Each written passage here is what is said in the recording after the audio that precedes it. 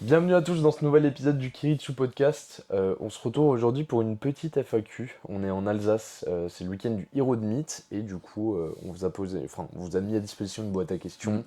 On en a sélectionné 4 là pour ce matin. On en a gardé d'autres pour des podcasts ultérieurs. Du coup on va essayer de faire ça assez rapidement, de façon Pour assez changer. concise pour changer. Donc première question. Donc on a parlé de zone 2 dans un précédent podcast. Pouvez-vous expliquer rapidement ce que c'est, pourquoi c'est utile en power et comment le mettre en place? Alors quand on parle de zone 2, on parle donc il y a plusieurs manières de dire ok on fait de la zone 2, maintenant on va s'intéresser à la zone 2 en parlant de fréquence cardiaque. Donc ça s'applique forcément à une activité cardiaque, donc ça permet de développer sa capacité cardiaque, augmenter sa récupération, améliorer sa capacité de travail, bon ça on y reviendra juste après. Mais foncièrement, la zone 2, c'est ce qu'on appelle de l'endurance fondamentale, donc c'est faire un effort cardiaque, donc un effort cardio, en restant dans une zone qui correspond à 65 à 75% de la FC max. Donc c'est un effort sur lequel on est censé être capable de tenir une conversation sans trop de problèmes. Généralement, un power ne pourra pas faire de la zone 2 en courant, parce que déjà, même Il peut être un jambes. athlète, entre guillemets, débutant intermédiaire qui fait de la course, faire de la course en zone 2, ça reste assez compliqué. Généralement, on se retrouve à faire de la zone 2 en marchant. C'est pour ça que généralement, la zone 2, surtout pour des powers, ça reste sur des ergos, donc style du vélo, du rameur, des choses comme ça. Ouais, oui, totalement. En gros, vu qu'on se base sur la fréquence cardiaque max, il y a plusieurs moyens de la déterminer. Il y a la Les formule calculs. assez Ouais. classique, c'est tu prends 220 moins ton âge et ça te donne ta FC max. Mm. Et après, sinon, pour vraiment ceux qui font des sports d'endurance, il y a des tests. Il y a le test de seuil ventilatoire, il y a le Mm. test du lactate aussi, déterminer à partir de quand ton corps il produit plus de lactate qu'il n'est capable en fait de l'évacuer. Et ça te permet d'avoir vraiment une FC max un peu plus précise. La zone 2, vraiment le gros intérêt, c'est principalement au niveau de l'activité mitochondriale du Mm. coup. Donc les mitochondries, c'est un peu La respiration cellulaire. c'est ouais, les centrales énergétiques entre Mm. guillemets des cellules. Donc l'intérêt c'est de Augmenter développer son leur nombre. nombre Mm. et Leur qualité. leur capacité. D'ailleurs, c'est pas notre domaine particulièrement, mais moi c'est un truc qui m'intéresse pas mal et il y a d'excellents podcasts, notamment les Le interventions Sean. de Vincent Foulonneau sur le podcast de Sean, donc Psy Strength. Parce que il y a aussi beaucoup de liens entre l'activité mitochondriale et Mm. le vieillissement Ouais. cellulaire, pour vieillir en bonne santé. Enfin, il y a pas mal de trucs. Donc c'est ça le gros intérêt. Donc ouais, donc ça peut donner déjà une idée de comment s'y retrouver déjà. Donc c'est faire en fonction de la FC max. Mais après, comme Nathan il disait, honnêtement, à partir du moment où tu es capable de tenir un effort avec une genre de conversation avec des phrases assez courtes, c'est globalement que tu es en zone 2, quoi. C'est un effort aérobie donc qui utilise l'oxygène modéré, quoi. Voilà. En power, ça peut être intéressant, comme j'ai dit, du coup, pour juste augmenter sa capacité cardiaque et ne pas être limité dès que tu commences à faire plus de 3 reps. Mm. Donc avoir un minimum de cardio, c'est déjà pas mal. Honnêtement, déjà, si t'es pas capable de faire 5000 pas sans être essoufflé, déjà, si rien qu'à augmenter un petit peu ta quantité de pas, ça peut être pas mal pour augmenter ta capacité cardiaque. Ça va très vite, honnêtement. C'est comme tout, on peut développer un cardio plus ou moins assez important en faisant quand même assez peu. C'est comme en power, on peut très bien progresser très vite. Enfin, quand tu pars de loin, ouais, Voilà, quand surtout. tu pars de loin, tu fais déjà tu te fais déjà 3 fréquences dans la semaine de zone 2 en faisant 10 à 20 minutes, voire un petit peu plus au début, et tu peux très bien te retrouver avec un cardio décent, entre guillemets, ça dépend ce qu'on appelle décent, mais je veux dire pour un power. Euh, et c'est surtout, comme j'ai dit, ça augmente ta capacité cardiaque, donc ne pas être essoufflé à la moitié d'une série, augmenter ta récupération du coup entre chaque série. Donc tu récupéreras plus vite, forcément, tu mettras moins de temps à récupérer ton souffle, etc. Qui dit aussi augmentation de la capacité de travail, tu pourras tout simplement en faire plus. Dans l'ensemble, en fait, il y a énormément d'avantages, et puis rien que pour la santé générale, en Ouais. fait, avoir un cardio entre guillemets décent, c'est un d'être capable de courir un marathon, mais déjà si t'es capable de faire 30 minutes de vélo, c'est déjà pas mal, quoi. Ouais, c'est ça, globalement, les gros avantages, comme il disait, hein, c'est que moi, je vois deux avantages, c'est que soit à nombre de séries égales, ton travail est plus Mm. qualitatif, parce que juste tu reprends ta Tu série dans un dégraderas meilleur moins. état, Ouais. soit bah, tu peux pousser le truc plus loin et te dire, ok, bah, je récupère mieux, même à l'intérieur de ma séance, je peux en faire plus, je peux rajouter peut-être une série, peut-être une deuxième série. Et puis rien qu'aussi pour l'irrigation et la Ouais, vascularisation interséance, donc meilleure récupération générale. Enfin, foncièrement, ça a énormément d'avantages. Ça sert à rien, encore une fois, de prendre ça comme base pour progresser en power. Par contre, quand tu as déjà tout optimisé, si tu veux ajouter encore euh, un élément à optimiser, potentiellement déjà faire 1 à 2 fois de la zone 2 dans la semaine, ça peut être pas mal. moi j'attendrais pas forcément de... Non mais déjà, Pour moi, c'est pas de l'ordre de l'optimisation, ouais. moi je suis pas d'accord parce que déjà que. Enfin, pour moi c'est pas de l'ordre de l'optimisation non plus, mais par contre, Dans la déjà réalité, dans la oui. réalité Ouais, c'est le cas, parce que déjà tu demandes à ton athlète de manger correctement, c'est déjà un effort. ouais, Tu demandes à ton athlète de dormir correctement, c'est déjà un effort. ouais. Donc en fait, ajouter encore quelque chose de plus, déjà que le book est pas capable de faire ses accessoires, euh, Ouais, ouais. il y a un moment, est-ce qu'il va privilégier faire son SBD, faire ses accessoires, faire son endurance fondamentale. Le mec fait pas du power parce qu'il par dépit, tu vois, donc foncièrement il va pas faire l'endurance fondamentale en premier, tu vois. Ouais, Pour moi ouais. c'est pour ça que j'appelle ça de l'optimisation. Après non, c'est pas de l'ordre enfin c'est pas censé être de En l'ordre de fait, moi, l'optimisation. je l'utilise, enfin, je le classe pas dans l'ordre de l'optimisation parce que pour moi, c'est pas en mode ça va te rapporter 1%.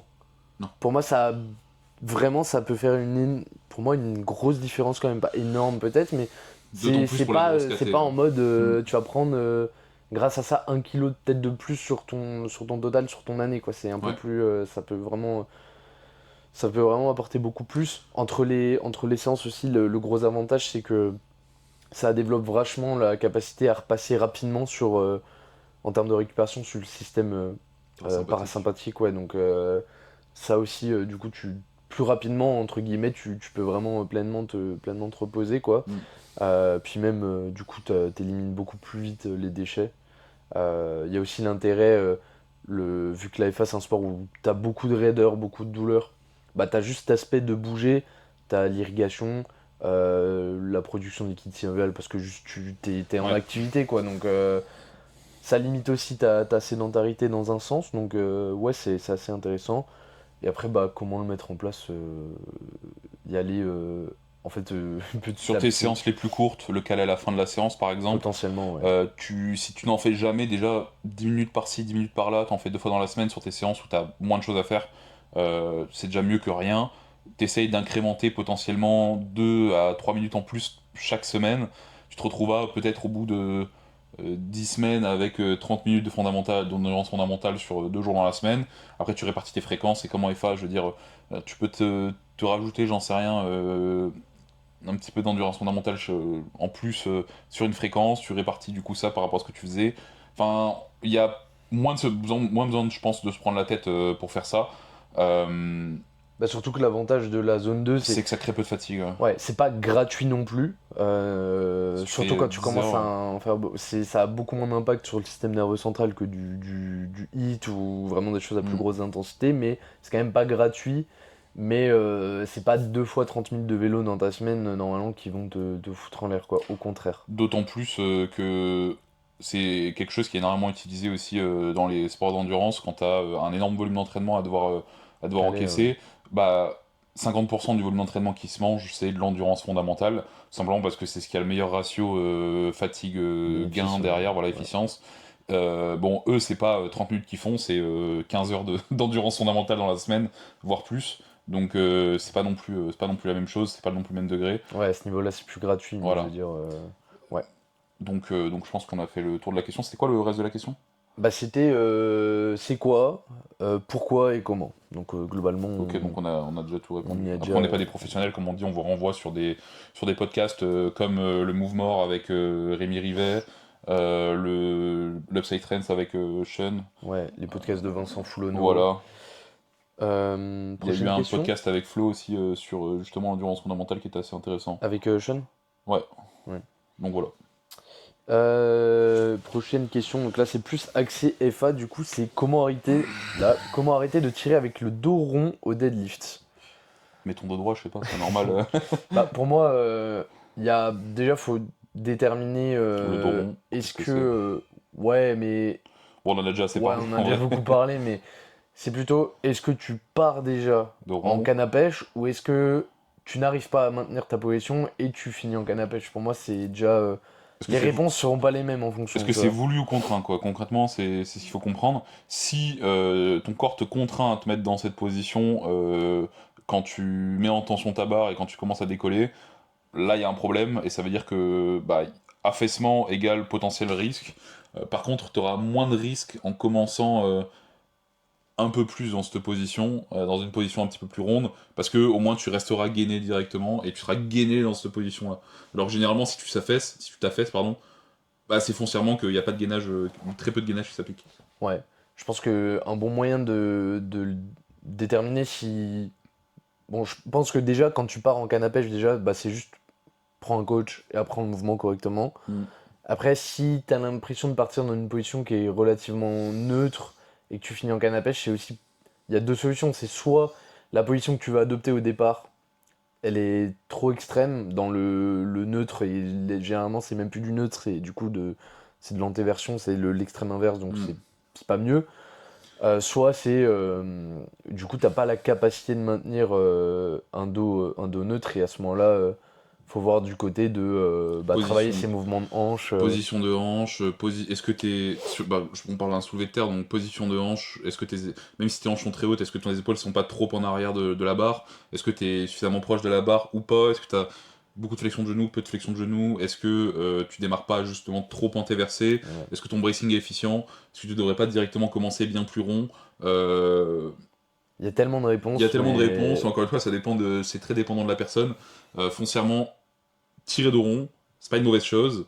Ça peut l'être, encore une fois, ça dépend des pathologies de la personne. Quelqu'un qui a des pathologies, des antécédents de lombalgie, pardon, je vais essayer de faire en sorte de quand même limiter le fait d'être de rond, en tout cas limiter l'affaissement au maximum. Mais foncièrement,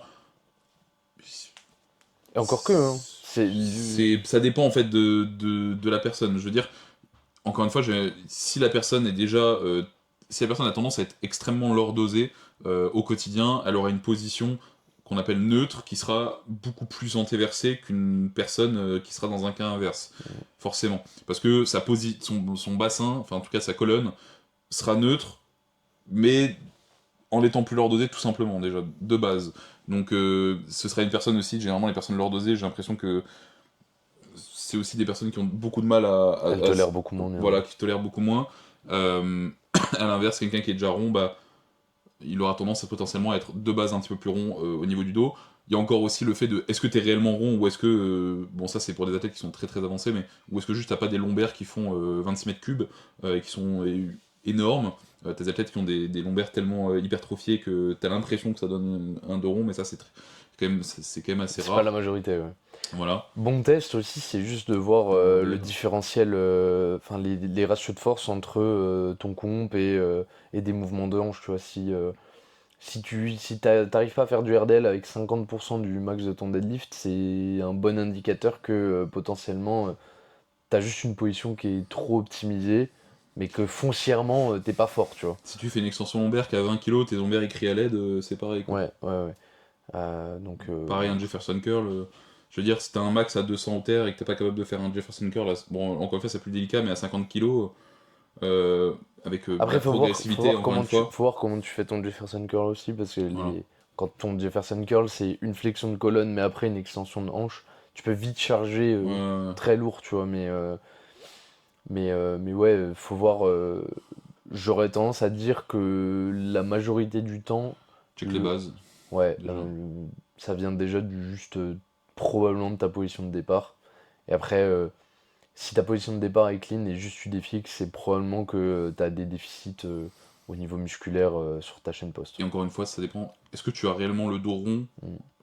Ou est-ce que c'est contraint ou voulu? Ça, c'est Après, autre là, chose. dans la question, c'était précisé que du coup, ça te défixait et c'était douloureux. Ok. Sur un Voilà. sumo, t'as un traduit, du coup, je Non, pense. c'est un traduit. Ok. Voilà. Et puis sinon, n'hésitez pas à nous envoyer si vous avez des problématiques techniques, nous envoyer un DM sur Instagram. Et puis Ça nous, engage en rien, c'est gratuit, on se fait une petite consulte, on voit un peu qu'est-ce qui va pas, on vous donne des clés pour progresser de votre côté, et qui sait, si jamais ça vous intéresse, pourquoi pas démarrer un coaching, mais encore une fois, c'est secondaire. ouais. Ok. Question nutrition maintenant. La répartition des calories et macronutriments a-t-elle réellement une influence dans la journée d'un athlète? Foncièrement oui, mais C'est comme l'endurance fondamentale. dans la réalité, foncièrement oui, ça a de l'importance. Un athlète qui, la question c'est, est-ce que réellement, c'est-à-dire le timing des En nutriments gros, ou... c'est est-ce que si je fais un OMAD ou si je fais 6 repas par jour, ça va vraiment changer quelque chose? Et Pas est-ce au que niveau de si ta digestion déjà, mais putain.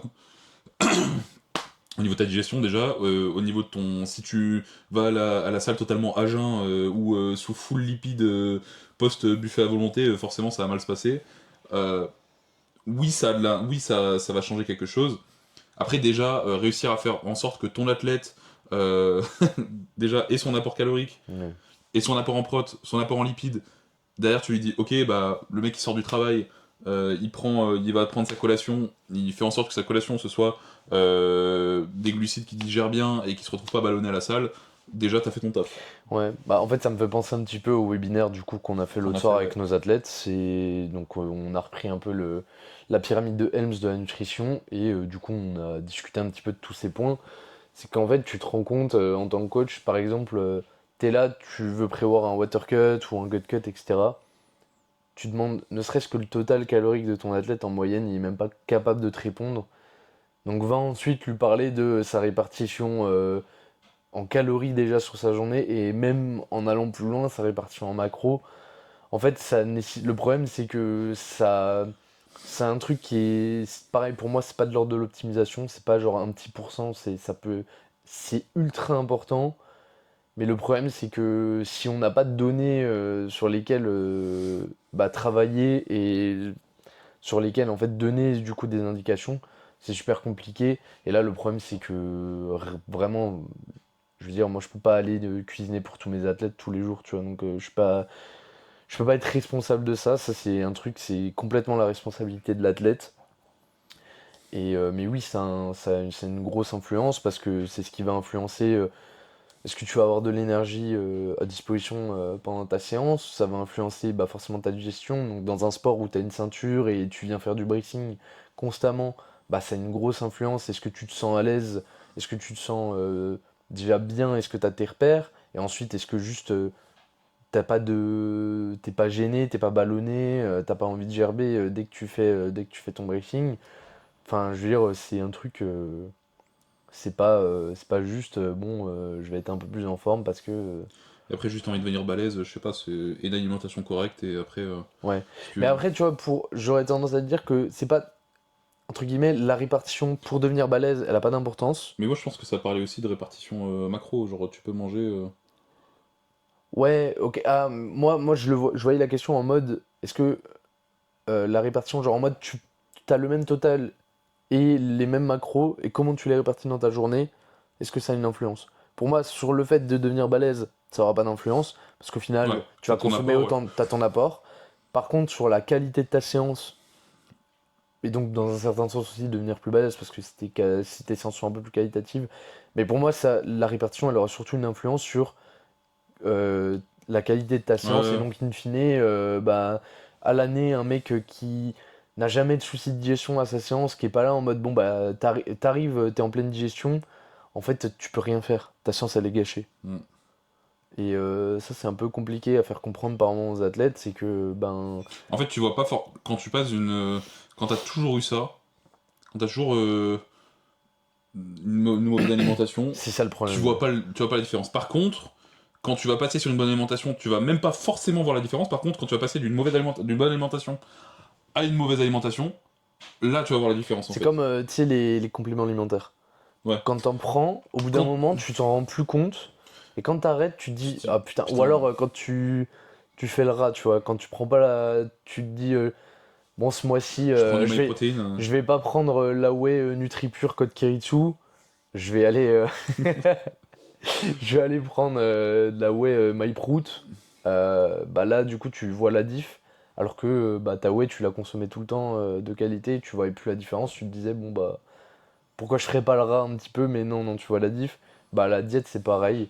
Le problème, c'est que je pense que les gens, ils perçoivent ça comme ça va être une contrainte, alors qu'en vrai, c'est juste de l'ordre de s'organiser différemment.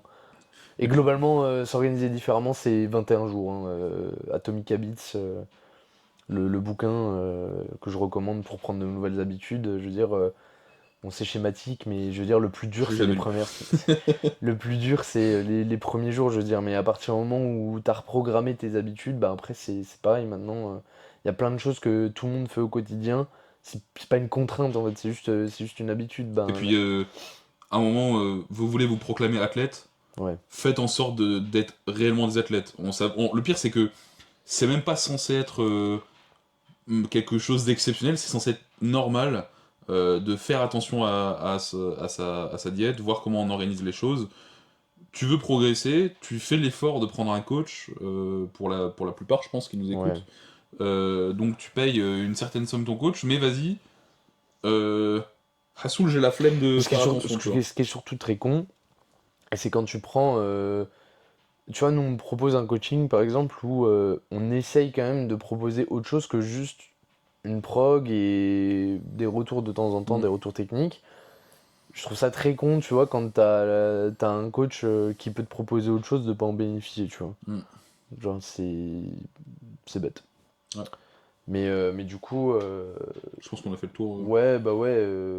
Soyez responsable et Mais globalement, ça faites des demande vraiment efforts. pas tant d'efforts, hein. Je veux dire, il y en a beaucoup qui disent oui, j'ai pas le temps, oui, j'ai pas le temps, mais en fait, quand tu te fais à manger le soir, fais-toi à manger pour le lendemain.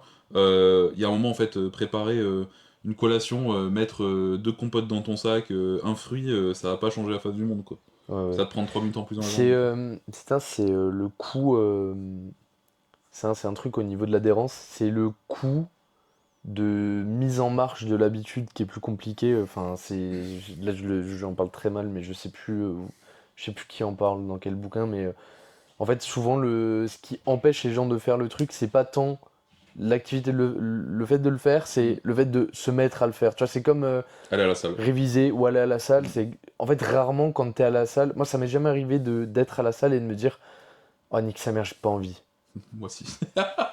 Ouais, mais souvent, par contre, tu sais, t'es là, t'es chez toi, il faut prendre ton Ouais, sac, ouais. aller à la salle. Là, du coup, c'est là que c'est plus compliqué. Mais une fois que tu l'as fait, bah, t'as plus la flemme de faire ta séance. Bah, là, c'est pareil. Ce qui est chiant, c'est pas de se mettre à meal prep ou se mettre à changer ses habitudes, Mais c'est c'est même pas. juste commencer à le Enfin, faire, c'est tu pas que vois. c'est même pas 1000 preps, on te demande pas de passer 6 heures un dimanche après-midi à faire tes Après, plats. meal prep, c'est pas forcément ça, tu vois. Mais tu Oui, disais, mais juste le tu soir. cuisines le soir pour le lendemain. Non, mais t'en as la plupart pour eux, meal prep, c'est vas-y, faut que je me prenne un temps dans la semaine, je prépare tout, vas-y, je fais Ouais, mais ça. ça, le problème, c'est que c'est trop.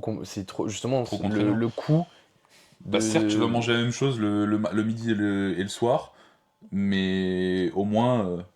Enfin, je sais pas, tu Ouais, vois tes mais le résultats. problème, c'est qu'à un moment, si tu veux, si tu veux optimiser ta diète, mais que t'as pas le temps, mais qu'en même temps tu veux pas manger tout le temps la même chose, je veux dire, à un moment, Fais un choix et voilà, enfin, ouais, voilà, vraiment. voilà. Mais du coup, maintenant, tu pourras pas dire que tu sais pas que ça a une importance, et du coup, tu te coucheras le soir en sachant que tu fais pas ce qu'il faut.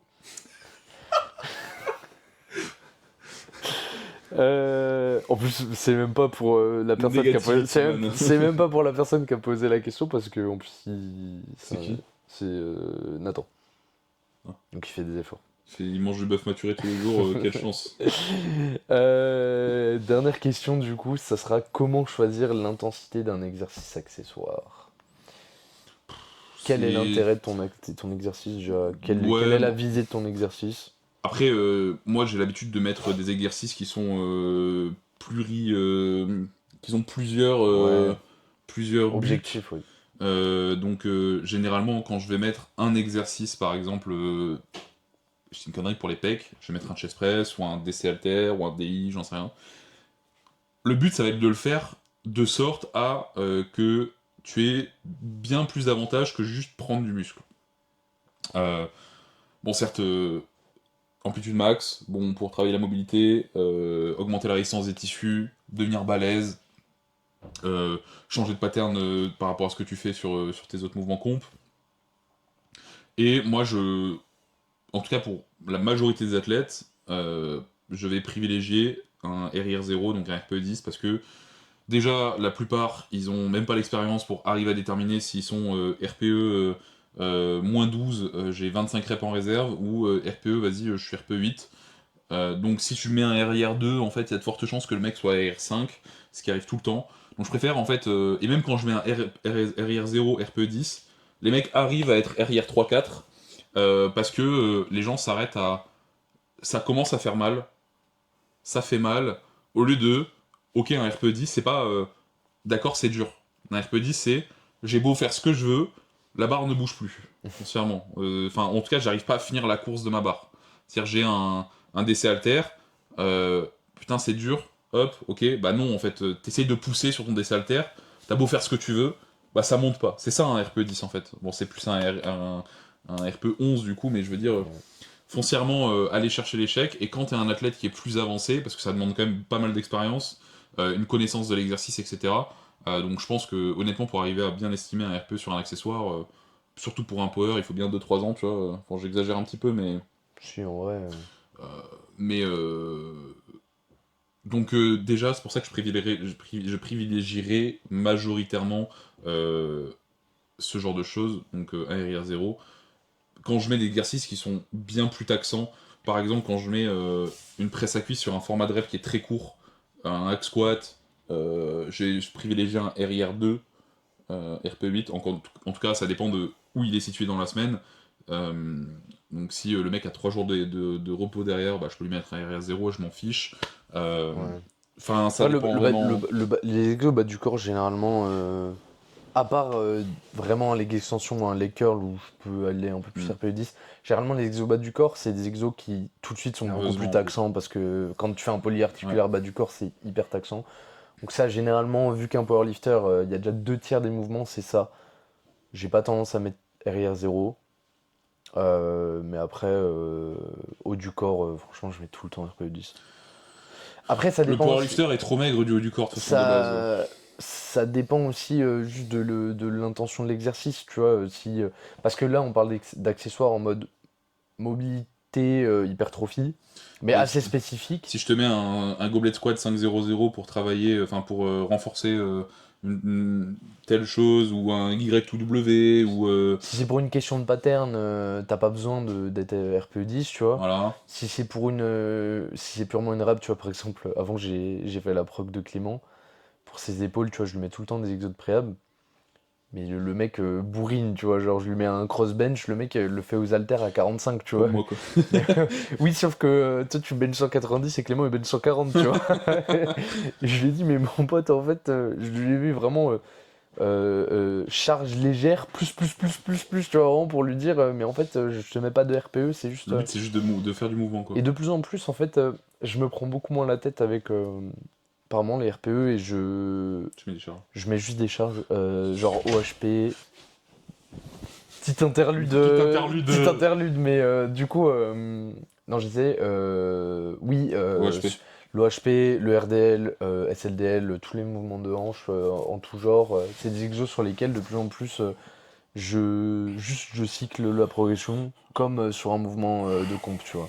Bah moi le RDL, enfin tous les mouvements, moi je compte ça comme du volume comme du volume comp quoi, Ouais, c'est vrai. Bah, mais donc pareil. je vois je fais un petit peu différemment par rapport à ça, mais moi surtout un exercice sur lequel que je mets beaucoup, mais que j'ai tendance à cycler, c'est l'OHP. Mm. Donc où je garde une charge pendant un bloc et j'incrémente le nombre de répétitions, style je démarre à 4 répétitions, je finis à 8 par exemple, Ou même format, mais tu démarres ou très même bas. format, mais donc ça c'est principalement pour les mecs qui sont très forts, parce que la plupart en fait ils sont entre 25 et 50 kilos, tu vois, donc sur un OHP c'est pas non plus tant que ça. Euh, et bah, le but en fait c'est juste, bon, l'exercice, il y a un gros aspect mobilité, préhab et hypertrophie sur l'exercice, mais surtout qu'il est très mal exécuté tout le temps. Donc euh, Ouais. donc c'est pour ça que... Même, tu vois, au final, si on reprend le cas, tu sais, du discuter du RPE0 sur des Mhm. exercices d'hypertrophie, en vrai, moi, RPE 10. Ouais, oui, RIR0, RR0 ou ouais. RPE10, ouais. Euh, j'ai tendance à... Quand le mec vraiment commence à être RPE10, avant de commencer à gérer un peu plus son intensité, s'il est capable de le faire, j'ai juste tendance à déjà, genre, le faire passer sur une forme ultra stricte, tu vois. Ouais. Mais garder un RPE10, mais sur des formes ultra strictes. Et vraiment, encore quand il a passé ce cap de toutes ces séries sont RPE10 sur des formes vraiment très clean, tu vois. Genre, je pense à un Flo, tu vois, qu'on avait eu en podcast. Ouais. Genre, le mec, il est tout le temps RPE10 quand il le veut, mais tu vois, ça défixe pas un poil, c'est tout le temps très clean. Bah, lui, à ce moment-là, tu vois, il commence à gérer un peu plus son intensité. Bon, c'est un body, mais c'est pas pareil, mais dans l'idée, c'est ça, c'est que même avant de commencer à garder une forme dégueulasse, mais de gérer les RIR parce que trop taxant, bah, je préfère garder un RS0, mais faire en sorte que ce soit la forme qui s'améliore et qui soit moins taxante du coup. Mm. Après, enfin, on revient à la même chose, hein, mais bon, là, c'est Sam qui a posé la question, qui fait mon petit streeteux qui fait tous ses accessoires. Déjà, il faut s'attendre avant de se poser cette question, est-ce que le power moyen ne fait pas ses accessoires? Déjà, ça, c'est la première chose. C'est le résumé en fait. Voilà, c'est. En fait, le mec veut devenir balèze, le mec veut devenir fort, mais il ne fait pas les efforts. C'est le average homme, enfin, average personne et average powerlifter encore plus niche. Donc, déjà, commencer à faire ses accessoires, mettre de l'intention dans ses accessoires et pas y aller en mode vas-y, c'est la fin de séance, euh, vas-y, c'est le repos avant la fin. En fait, moi, je vois un chest press 4 à 8 reps de série RPE10, je suis en mode, mais qui va m'empêcher de mettre la pile plus 3 plaques de vin, en fait. Plus des élastiques. Plus des élastiques, c'est d'ailleurs comme ça que je me suis bousillé les coudes. Mais Mais... ouais, c'est ça, ouais. En fait, j'aimais bien. Tu sais, là, il y avait le. Donc, on était au séminaire donc, à Hérode et Ouais. cet aspect de quête secondaire, tu vois. Bon, là, c'était un séminaire sur la blessure, mais en soi, les accessoires, c'est aussi des quêtes secondaires à une visée différente Ouais. de réhab, mais c'est aussi une quête secondaire dans un entraînement et le voir comme ça aussi, ça permet aussi de les faire avec un peu plus d'intention.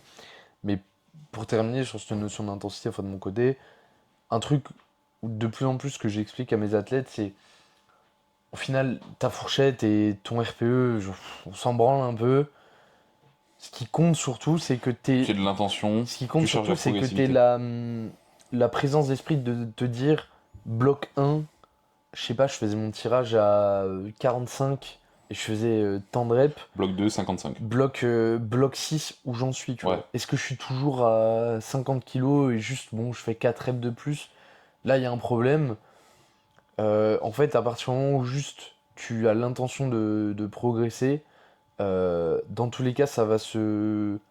Il y a un moment où Et même, si. même dans un aspect prophylaxie, en fait, tu ne fais pas tes accessoires, tu te mets une balle dans le pied pour ne pas te blesser, tu vois. Ouais, je sais plus avec qui j'en discutais quand on parlait de RIR0, qui était pas trop. Enfin, qui s'en branlait un peu, lui, d'apprendre à ses élèves à être RIR0. Il me disait, mais en fait, si je leur inculque juste l'envie de faire plus, de toute manière, à un moment, ils vont s'y retrouver.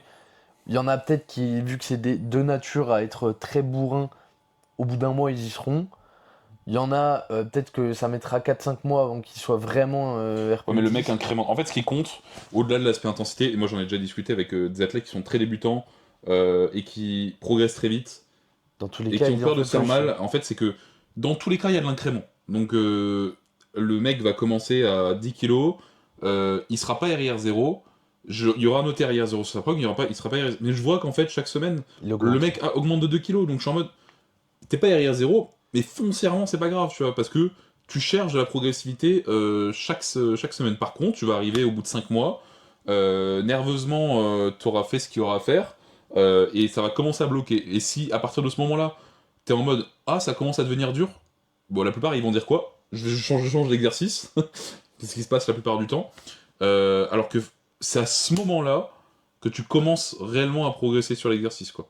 Ouais, mais globalement, ça c'est vraiment une idée de voir ça comme un truc ludique et apprendre à se faire mal aussi. Et c'est pour ça que on demande tout le temps aux athlètes qu'on récupère, donc quand on a des calls de début de coaching, on est tout le temps en mode quel exercice tu ne veux absolument pas dans ta Ouais, prog, et quel exercice tu as envie absolument d'avoir dans ta prog. Bien sûr, s'il me dit un truc farfelu, un Zercher 1000 tempo, je vais dire mon pote, voilà. Mais Ça me terrifie parce que récemment j'ai tapé Zercher dans une prog. moi Ça aussi. me, ça Mais me c'était fait pour de la peur. réhab. Ça me fait peur. Non, moi c'était pas pour la rap. Mais... C'était pour Martin. Bah oui. Étonnant. Zercher Mais, à 180 kilos. Non, mais voilà. Donc, des fois, il faut arrêter de trop réfléchir et juste quelle intensité sur un truc. Bah, en fait, déjà, commence à vraiment t'atomiser sur un exercice. C'est sûr que si t'as 5 séries et que tu te retrouves avec 25 séries d'accessoires sur un même groupe musculaire à la semaine, ça va être compliqué des RIR 0. Par contre, en fait, si tu fais les choses normalement, le RIR 0, le RIR 2, les deux seront très bien. C'est juste que le RIR 2, la plupart ne savent pas le faire. Donc, ouais, mais. voilà. Puis ça me fait penser aussi au truc de vouloir avoir 1 milliard d'exos. Tu sais, t'en as, ils sont là en mode j'ai rajouté ci, j'ai rajouté ça, mais commence par faire ce qui est écrit dans la prog correctement avant de vouloir en rajouter. Normalement, après un squat, un bench, potentiellement un deadlift et encore 2 accessoires, t'es pas censé avoir encore envie de t'entraîner, tu vois, si tu fais les choses Ouais, correctement. c'est ça. T'es pas censé avoir envie encore de faire un tirage, une poussée, etc. Donc voilà. Je On a pense fait qu'on le a, tour. on a terminé pour ce podcast. Ouais. Donc si vous avez des questions, encore une fois, n'hésitez pas, on y répondra dans un prochain podcast. Si jamais vous voulez les meilleurs compléments de France, en fait, et du monde, NutriPure, donc Code code Kiritsu. Kiritsu. Pour nous soutenir aussi. Voilà, ça nous permet de prendre du collagène et de ne pas se blesser, merci. Non, ça, et de toute façon, si vous, comme on a dit en début, si vous êtes intéressé du coup pour qu'on fasse une petite analyse technique, qu'on discute un petit peu avec vous de votre progression et de comment arrêter de stagner, c'est entièrement gratuit. Il suffit de nous envoyer un petit message, on se fait un petit appel, une petite heure ou deux, si tout dépend des problèmes que vous avez. Et derrière, on vous donne quelques clés pour progresser. Encore une fois, ça n'engage en rien. Et sinon, en fait, si vous jamais vous voulez commencer la FA, et que vous voulez un peu prendre un coach, le programme Bushido, entièrement gratuit, toujours disponible sur le site internet. Donc voilà. Ouais, et si jamais vous voulez en apprendre plus sur l'AFA, restez branchés. Donc restez branchés.